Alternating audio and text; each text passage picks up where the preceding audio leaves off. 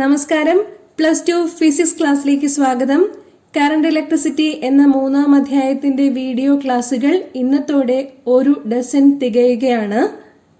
ഇന്നത്തെ ക്ലാസ്സിൽ ഒരു ചെറിയ ടോപ്പിക്കാണ് ഡിസ്കസ് ചെയ്യുന്നത്, electrical energy and power.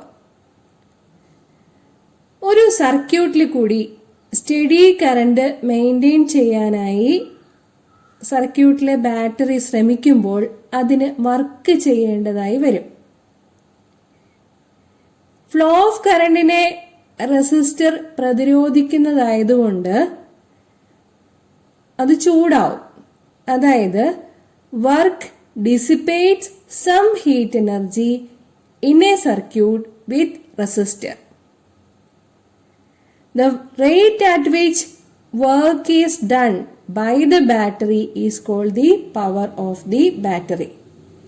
Battery ചെയ്യുന്ന പ്രവൃത്തിയുടെ നിരക്കിനെയാണ് പവർ എന്ന് പറയുന്നത്.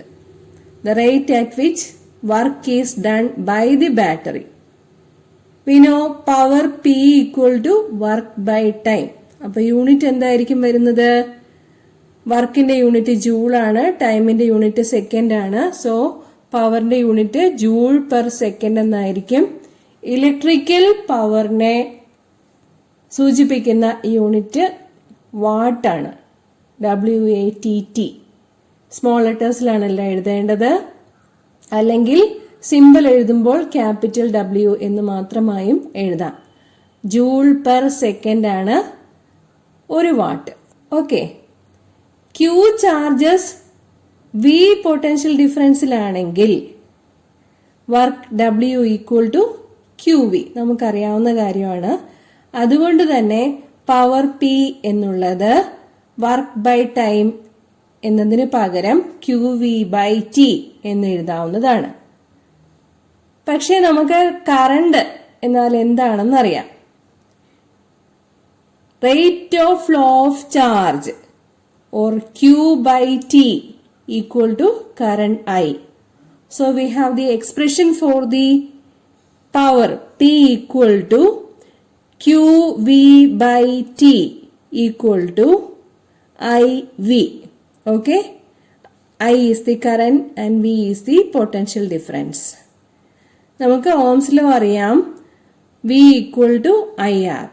അങ്ങനെ വരുമ്പോൾ P equal to IV എന്നുള്ള എക്സ്പ്രഷനെ ഐയുടെയും ആറിന്റെയും ടേംസിൽ I²R എന്ന് എഴുതാൻ പറ്റും. ഓക്കെ.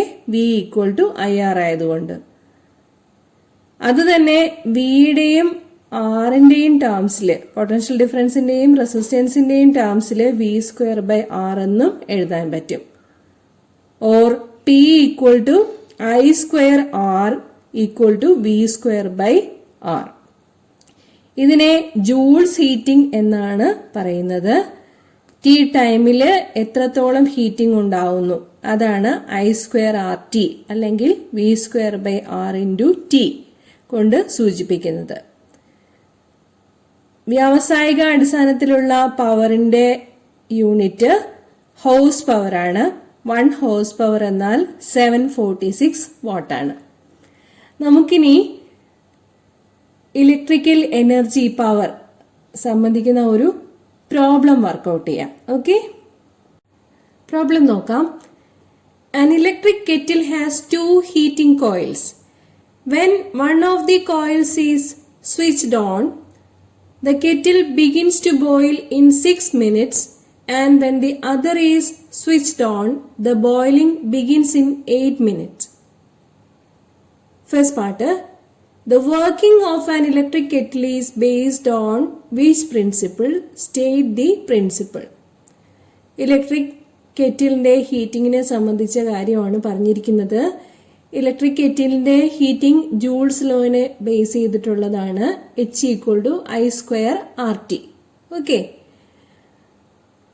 അതായത് the amount of heat developed in a conductor by the passage of steady current through it is directly proportional to the square of current I², resistance of conductor R, time of flow of current T.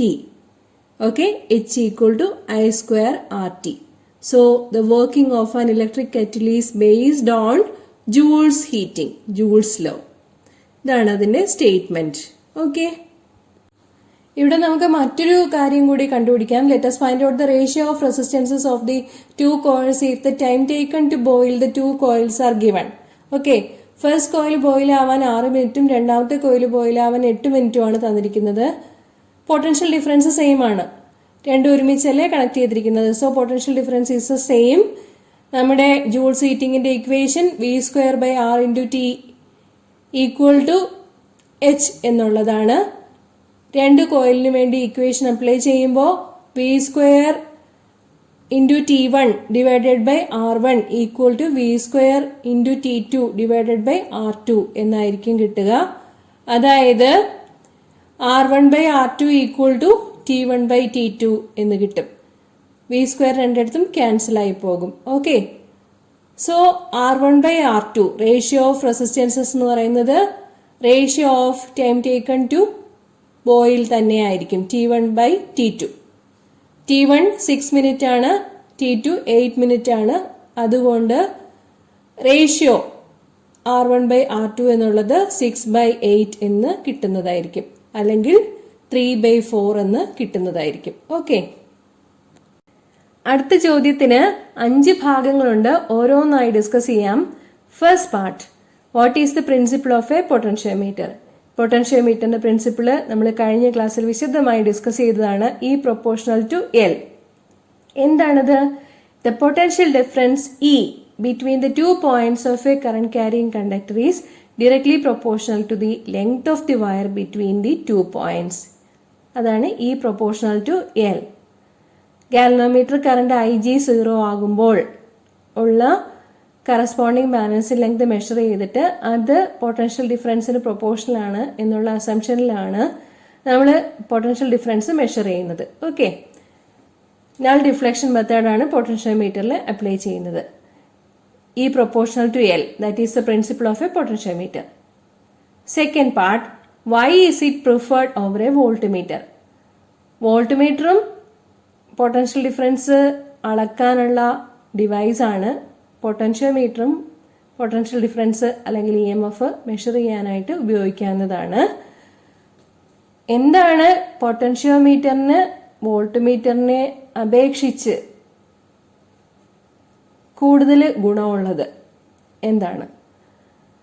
നമുക്കറിയാം, potentiometer എന്ന് പറയുന്നത് none reflection method പ്രയോജനപ്പെടുത്തുന്നത് കൊണ്ട് potentiometer measures EMF without drawing current from the cell. സർക്യൂട്ടിൽ നിന്നും current ഒന്നും അത് എടുക്കുന്നില്ല, none reflection മെത്തേഡാണ്. പക്ഷേ നമ്മുടെ വോൾട്ട്മീറ്റർ ഉപയോഗിച്ച് പൊട്ടൻഷ്യൽ ഡിഫറൻസ് മെഷർ ചെയ്യുമ്പോൾ സർക്യൂട്ടിൽ നിന്നും അത് കറണ്ട് എടുക്കുന്നുണ്ട്. അങ്ങനെയാകുമ്പോൾ ആക്ച്വൽ EMF കുറവായിരിക്കും. EMFല് മെഷർമെന്റിൽ കുറവ് വരുന്നത് കൊണ്ട് ആക്യുറേറ്റ് ആയിട്ട് പൊട്ടൻഷ്യൽ ഡിഫറൻസ് മെഷർ ചെയ്യണമെന്നുണ്ടെങ്കിൽ പ്രയോജനപ്പെടുത്താനാവുക ഏത് തന്നെയാണ്? പൊട്ടൻഷ്യോമീറ്റർ തന്നെയാണ്. വോൾട്ട്മീറ്ററിനേക്കാളും പ്രിഫറബിൾ ആയിട്ടുള്ളത് പൊട്ടൻഷ്യോമീറ്റർ തന്നെയാണ് for the actual measurement of EMF of a cell. Okay, ഇനി third part, what is the resistance of 40 cm length of the potentiometer wire? Resistance per unit length നമുക്ക് കണ്ടുപിടിക്കാം. 10 ohm ആണ് 100 cm എന്നാണ്. അതുകൊണ്ട് resistance per unit length 0.01 ohm per centimeter ആയിരിക്കും. അങ്ങനെ ആവുമ്പോൾ 40 cm വയറിന്റെ റെസിസ്റ്റൻസ് കണ്ടുപിടിക്കാൻ വേണ്ടിയിട്ട് 40 × 0.01 ohm per centimeter എന്ന് കൊടുക്കുമ്പോൾ കിട്ടുന്നത് 4 ohm എന്നായിരിക്കും. ഓക്കെ, നാലാമത്തെ പാർട്ട് നോക്കാം. If a source of EMF 10 millivolt is balanced by a length of 40 cm of the potentiometer wire, find the value of the external resistance R. ഇതും വ്യക്തമായി മനസ്സിലാവണമെന്നുണ്ടെങ്കിൽ കഴിഞ്ഞ ക്ലാസ്സിൽ ഡിസ്കസ് ചെയ്ത തിയറി അറിഞ്ഞിരിക്കണം. നമ്മൾ സെക്കൻഡറിയിൽ ഒരു 10 millivolt സോഴ്സ് ആണ് കൊടുക്കുന്നത്. ആ 10 millivolt സോഴ്സ് കൊടുക്കുമ്പോഴേക്കും 40 സെന്റിമീറ്റർ ലെങ്ത് ഓഫ് ദി വയറിനാണ് ഗാലനോമീറ്റർ കറണ്ട് 0 ആവുന്നത് എന്നാണ് പറഞ്ഞിരിക്കുന്നത്. അങ്ങനെയാണെങ്കിൽ നമ്മുടെ സെക്കൻഡറിയിൽ കൊടുത്തിരിക്കുന്ന എക്സ്റ്റേണൽ റെസിസ്റ്റൻസ് ആർ എത്രയാണെന്നാണ് ചോദ്യം. അത് കണ്ടുപിടിക്കാൻ വേണ്ടിയിട്ട് തിയറി അറിയാമെങ്കിൽ എളുപ്പം ചെയ്യാവുന്നതാണ്. Current I equal to V by capital R plus small R എന്നുള്ളതാണ് ഇക്വേഷൻ. ഓക്കെ, നമ്മുടെ വി എന്നുള്ളത് പ്രൈമറിയിലെ source of E M F ആണ്. അത് 2 വോൾട്ട് ആണ്.